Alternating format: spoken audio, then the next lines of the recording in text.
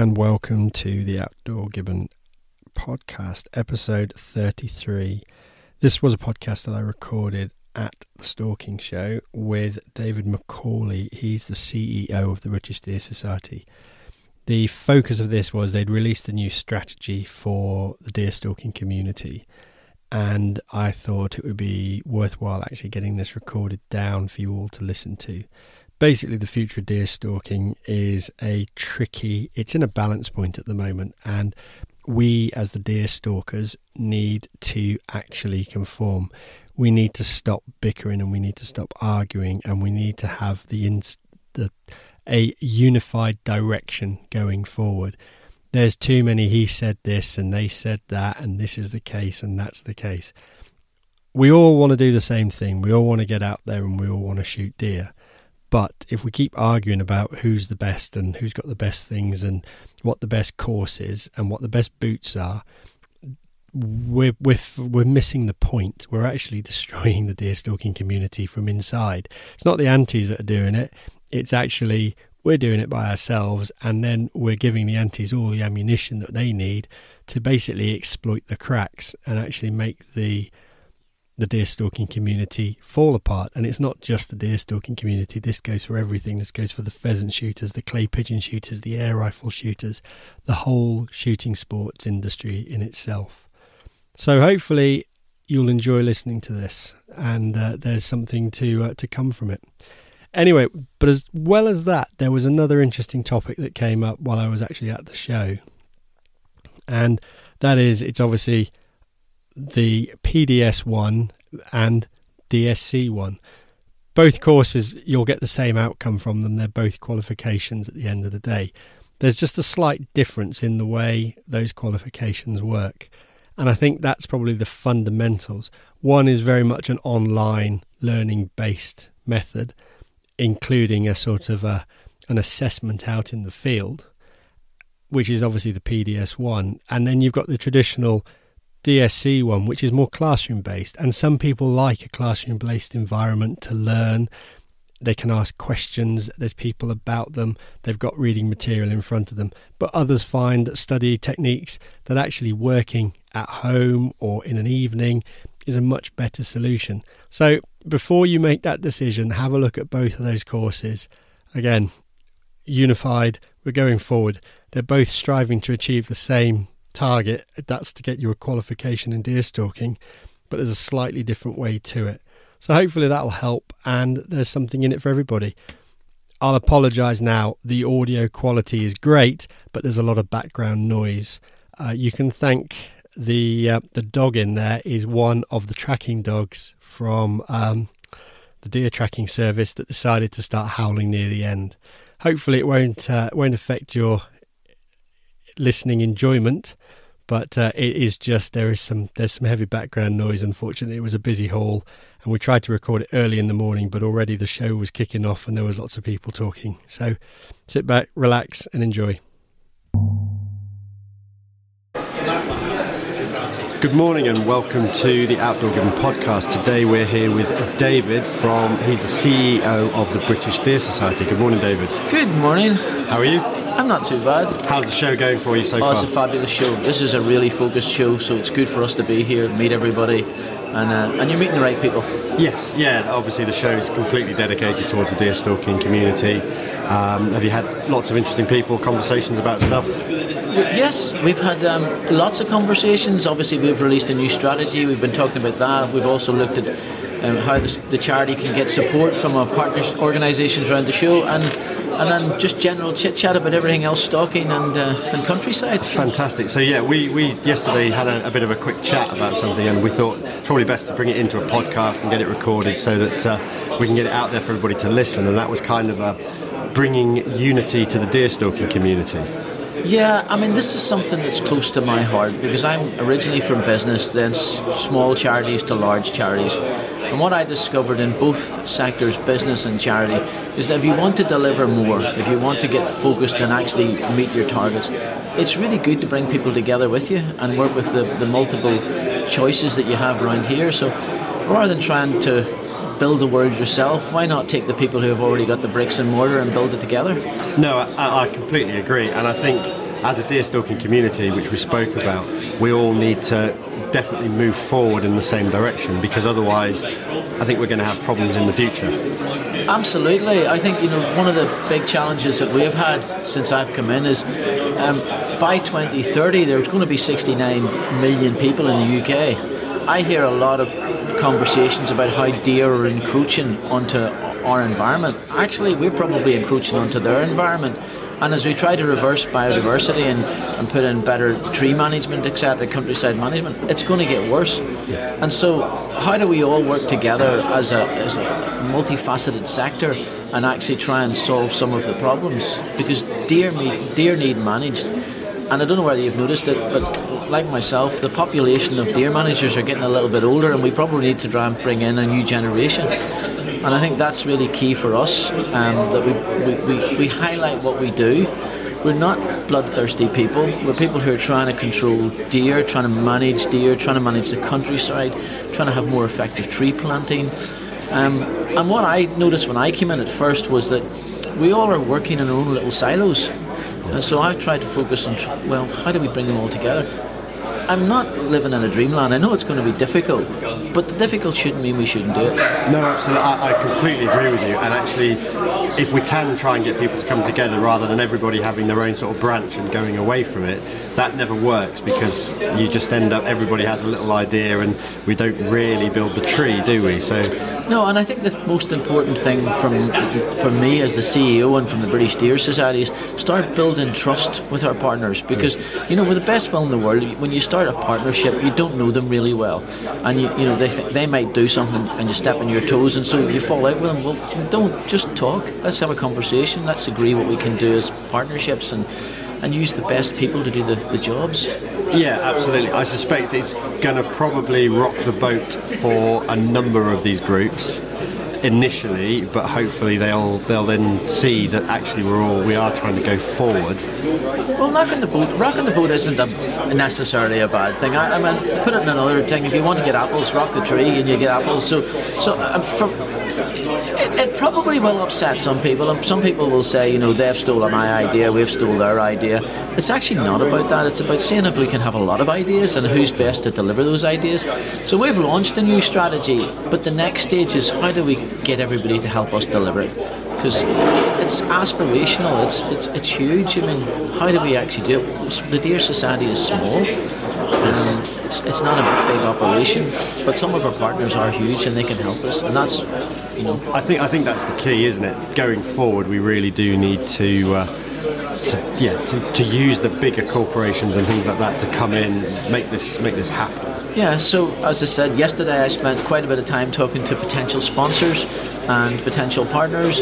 I'm really, really keen that some organisations have put out some strategy papers in the last 2 weeks, and together seems to be a good word at the minute. So let's hope that it's not just writing on a paper. Let's hope it's really seriously working together, because we all want to see a better planet. We all want to see a better countryside. We all want to see a healthier deer population. And that's going to be quite difficult. Well, the deer kind of were here before we were here in some ways, and as you say, a conversation came up yesterday regarding large deer fences going up in Scotland and stuff like that. Well, it drives a migration herd that would normally travel between A to B, suddenly can't get there, and they stop, and then people see that there are more deer and problems. That's so true. I mean, there's many methods of controlling deer, and we just have to find what's right. And one of the things we have been pushing probably for the last year is that not all deer cause damage, and not all deer all the time have got too high populations. So one of the things that we're really focusing on to start with is let's build a welfare framework that we can all work within. Now, it's not the British Deer Society's welfare framework, it's the sector's welfare framework. It's the deer stalking community's Everybody framework. Needs to look at it and go, I can agree with that, or and if you don't agree, don't just throw it in the bin. Come and talk to us and tell us why. And then if we get that framework, it gives us a starting point, a really good foundation to build upon in all the other areas. And deer fencing. We spent hours and hours replying to people who've got deer cotton fences or deer seemingly walking down the road. They didn't do it 4 weeks ago. Why are they walking down now? Well, somebody stuck a big deer fence up. So is that the right way to do it? Road traffic accidents. Maybe the deer fences are driving them down the hill onto the roads. And we've got better technology now to manage deer. We've got better technology to count deer. And I know it's expensive, but that shouldn't stop us from all trying to do it and get better figures, look at the damage, assess the impact that deer, squirrels, etc., wild boar are doing. And then if we need to manage them.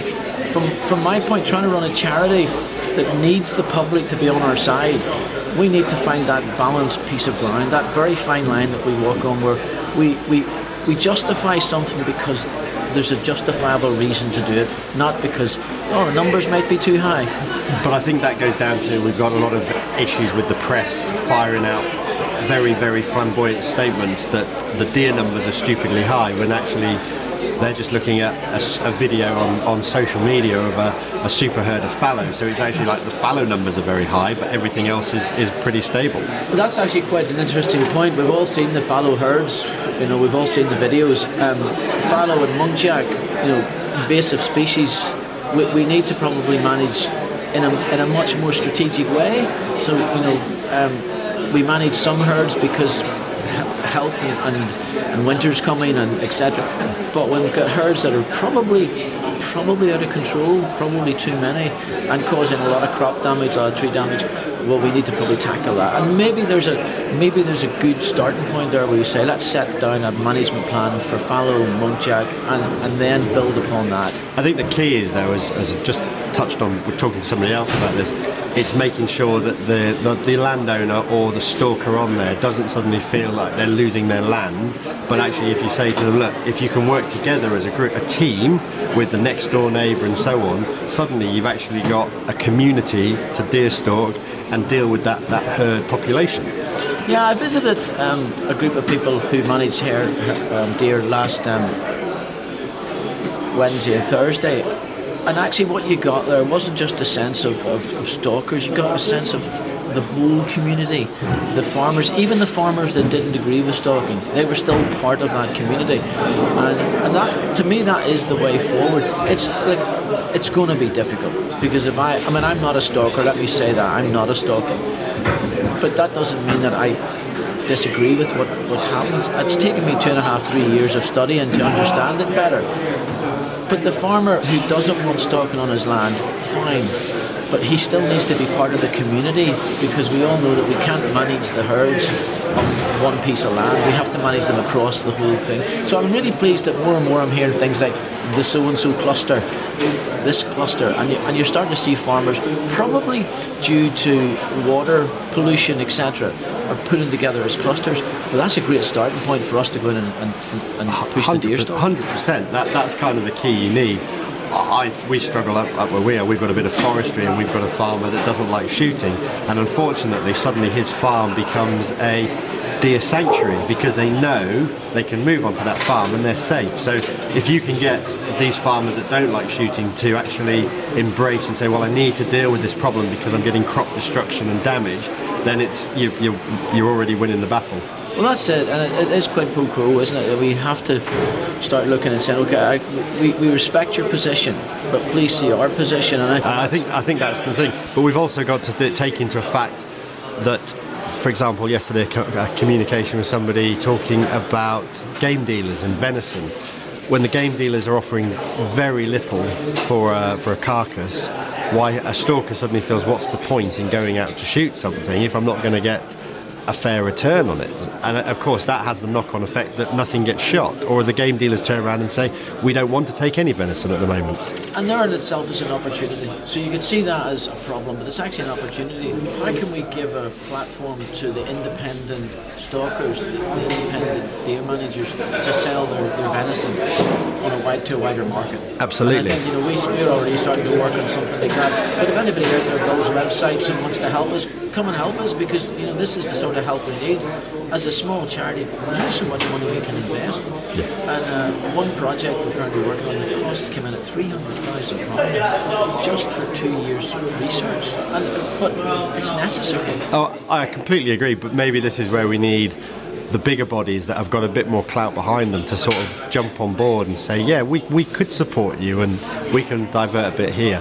But again, you've still got a massive problem, which is the general public and their lack of education on deer. Yeah, and again, that's part of our new strategy. Our new strategy is about welfare, it's about education, and it's about research. And I think that those three fit together. If we do the proper research and we find the educational programs and we go into schools, not countryside schools, inner city schools, mainstream schools, and we have a program of educating young people about where your food comes from. I mean, that's a really important point, because chips don't come from the canes. No, that's exactly. a really important point. But that's a huge topic. I think I've touched on it in many podcasts regarding the disconnection of community now with food. Children believe, where does chicken come from? It comes from Tesco or comes from Sainsbury's. What is that on they can't relate to an actual animal. There's a chicken, and then there's a portion of chicken breasts on a tray. The two of those don't come together. Conversation last night where we were just having a beer was something regarding a bunch of kids watching on a shoot day a deer caught in the fence. The guy came over, dispatched the deer. The children were beaters, all there. They watched the deer get grollocked and processed, went back to school the next day, and the child was told for lying that she'd seen a deer have its insides taken out. The parents went, and then the headmistress reported that was inappropriate for a small child to be seeing. Well, for many years we've sanitised the food industry, haven't we? And therein lies the problem. And what I would say is about some of the big players, the Tesco's of this world, the McDonald's, they don't show the abattoir. No. They deliberately don't show the abattoir. And I think it would be useful for everybody to see the abattoir, because it might change their opinion. The 69 million cows roughly in the UK to feed our beef habit. What happens to them? Yeah, what happens to the chickens? At least what we can say about deer is that while they lived a free life. They roamed freely. They weren't fenced in. They weren't kept in sheds. And then it's an instant kill. It is, yes. And to me, that's a very healthy, sustainable way of managing things. And it has a lot of benefits. First of all, from an economical perspective, it helps the countryside. It helps the countryside. From our perspective, it provides a very healthy meat, a very ethical meat, and from the land management side, it protects the land. Deer get a bad rep. Oh, aye, totally. I don't hear the same bad rep being given to the grazing cows or the grazing sheep that deer get. But my job is deer, so let's just say okay. Exactly, we have to focus on deer. I think deer get the bad rep because a farmer moans that the deer are damaging his crops, or there's problems with hedgerows, etc., etc. But it's never really. That's when you need to get back on your stalkers. But then if you've got a stalker that's only out there to make money from taking trophies, then there's no management there, because all he ever wants to do is shoot 1 or 2 males a year. And this is where we have the problems come in. And again, it's that management routine. We would like an attitude where, somebody asked me a few weeks ago, what's my position on trophy hunting? And I did say, well, my position doesn't really matter. Our position on trophy hunting is that we would be opposed to direct trophy hunting. However, if you go out on a stalk and you shoot and there's a trophy head there, why not take it? Yes. Why not take it? But don't go out to find the trophy, because that's not managing deer. Managing deer is finding having a plan and managing the right deer, which is probably the females. If you get a trophy, we all do it. If you win a prize, take your prize home. You take your prize, absolutely. I think that's the big difference, isn't it? So the management plan, the shooting of the females, that's going to control the population. I know we've seen it in Scotland. Obviously legislation's changed and there's no closed season on male deer, but male deer don't really produce much population control. No, and this is where it becomes a really difficult area for the British Deer Society, because we see it and we look at these legislative changes from a welfare perspective. Does this have a welfare issue in deer? Now, some would argue that after the rut, approaching the winter, maybe a respite would be good for them. That's probably my position, if I'm being really honest with you. but there's no real welfare issue with that. And so it's very hard for us. We have to find a very balanced position, and sometimes we'll criticise and sometimes we'll not. But when you start to put your positions forward or put the society's position forward, expect a little bit of kickback. Expect that. Absolutely. And actually, I had yesterday a few people come up and complain to me about some of the issues that we had in our strategy and our Facebook posts and whatnot. And I don't see that as a complaint. I see that as feedback. It's something that I can react to. It's something that I can actually work on. And if necessary, it's something I can change for the better. Yes. So that's why I come to these shows. I know I'm probably not the greatest person to be standing behind a stall because I don't stalk. But what I do is I listen. I get the feedback. And the strategy wasn't written by me. It was written by 2 years of feedback and input and doing things right and doing things wrong as well. But actually that might be the clean, fresh outlook. You're not a deer stalker, but you can come in and look at the whole picture and give an assessment on what's going on, rather than actually being too embroiled in the deer stalking and sometimes potentially lose the sight of the actual end game. Yeah, I mean, trying to keep myself to see the bigger picture is the important thing. I'm here to deliver the strategic level and the high level operations. I've got a team of great people, not just my paid team, but my volunteers and also the partners. And my job is to make sure I steer them in a direction. Other people will give them the tools to do the job, the training to do the job, the necessary bits and pieces to do the job. My job is to climb the biggest tree, as one said, and just say, go this way, let's go this way. And I think it's really good now that people are listening to me, because it's taken 3 years for me to get their trust. Yes. And I fully accept that. You've come in from outside, albeit I'm from Northern Ireland, as you can tell, and agriculture's in blood. But as I say, I'm not a stalker, but I try to understand the stalking position. What I would say is the reason why I'm genuinely here is during COVID, when the job was being advertised, I came across a motorcycle accident with a deer. Right. And I'm a motorcyclist myself. So there's an element of road traffic accidents. It's interesting, people will have an opinion on deer and deer stalkers until the deer tears the front of their car off. And then they've got two issues, the front of the car and the poor animal that they've probably killed or seriously wounded. And then it becomes their issue. And I think for me that's what changed my direction and led me to this, and it's absolutely fabulous. The challenge is enormous. But hey, it's not just brilliant. You've got to take a challenge sometimes to actually make things go forward. So stick your head above the parapet and hope for the best. And I always find that, my wife will tell you the same thing, and my daughter. Saturday and Sunday, I'm jumping around waiting for Monday. And I think when you get to the point where you're in a job and you don't want to have a weekend because you enjoy so much what you do, even though it's challenging, and even though I come home some days holding my head and going, oh my goodness, I don't know what's going on in here, it's really, really important that you just pull yourself together, get up and say to the organisation, help me get this better. So we've got a team of people now that are great at building partnerships, that are great at training. We're going to add to the education side of life, because I absolutely maintain to be the organisation we should be, we need to go into schools, colleges, and start to tell people about, how do we educate people to inspire them about deer? Yes. And if you get a child inspired, it's really, really interesting to watch that child coming into school the next day and say, I saw a deer crossing the road. It'd be even better if they can say, and it was a fallow.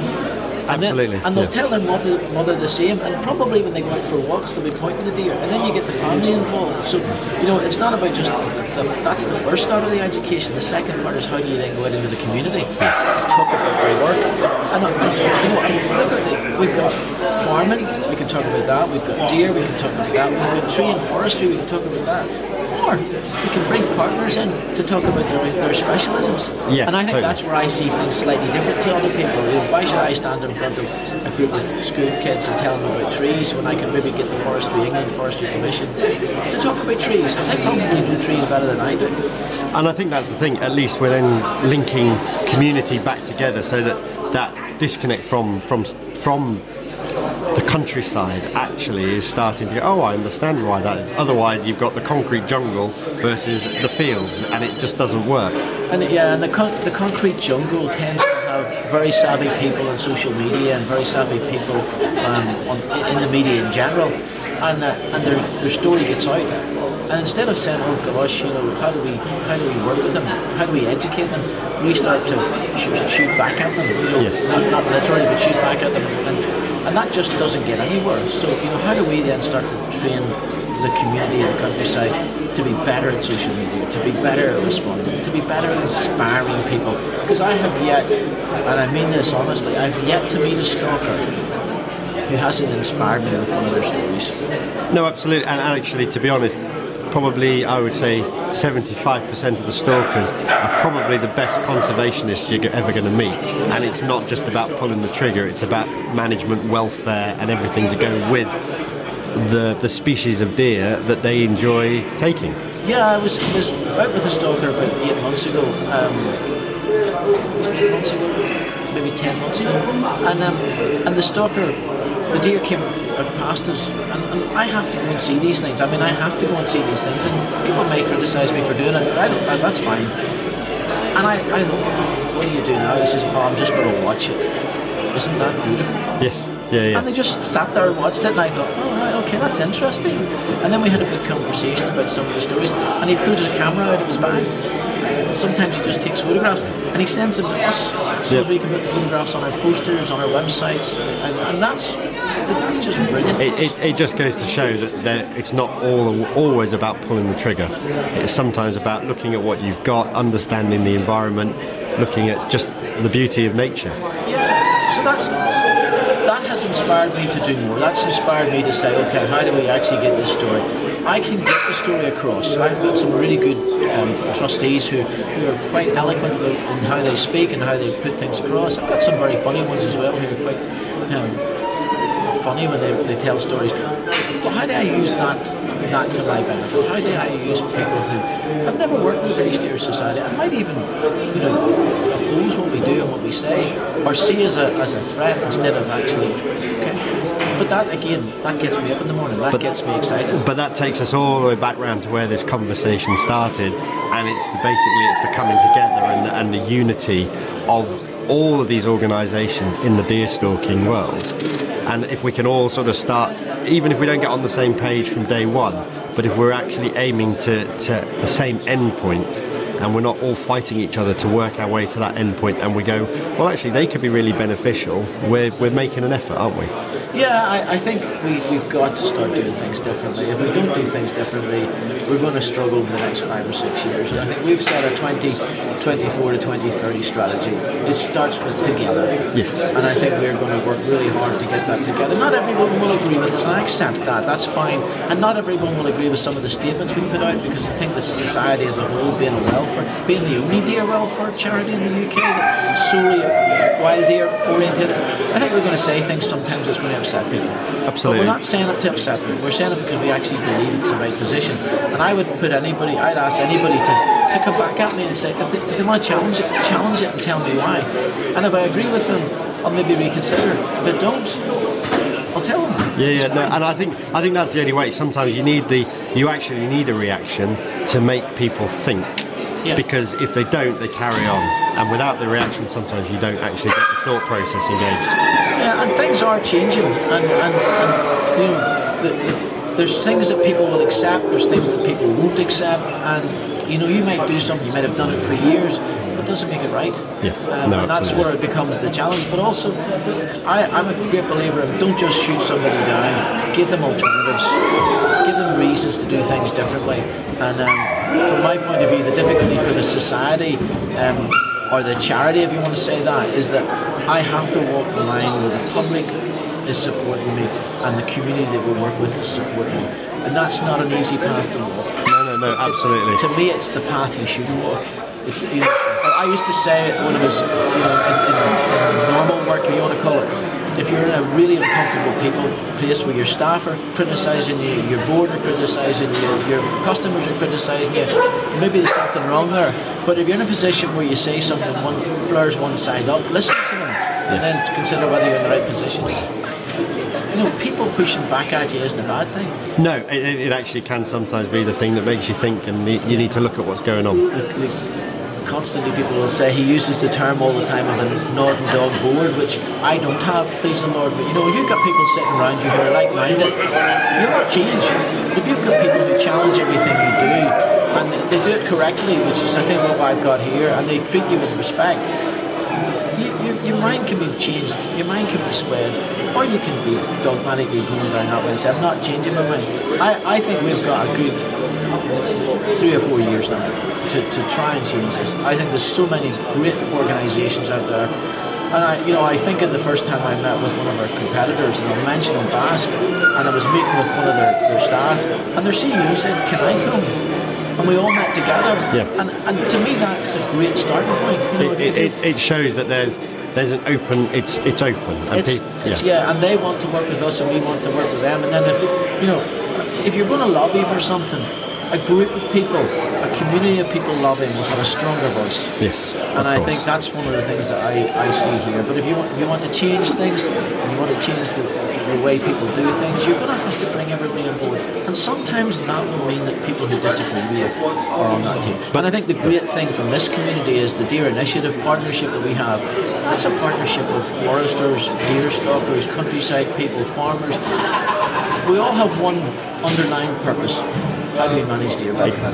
Pretty much, and I think that pretty much answers it completely, doesn't it? And I think probably a good point to actually wrap this podcast up, and thank you very much. Obviously we've got a lot of dogs barking in the background, but thank you very much for your time. Thank you, thanks for giving me the time, and let's hope that when we maybe talk again in 2 years' time, we start to see something really positive. No, absolutely. So thank you again. Thank you.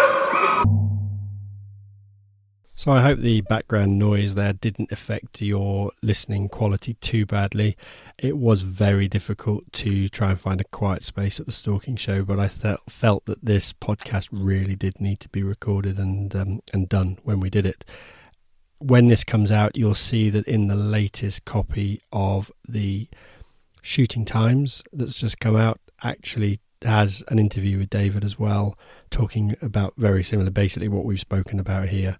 Obviously, this is a bit more in depth, and hopefully people can take something from that and work together going forward, and we can keep deer stalking going for a long, long time. Anyway, thanks for listening, and we'll catch you on the next one.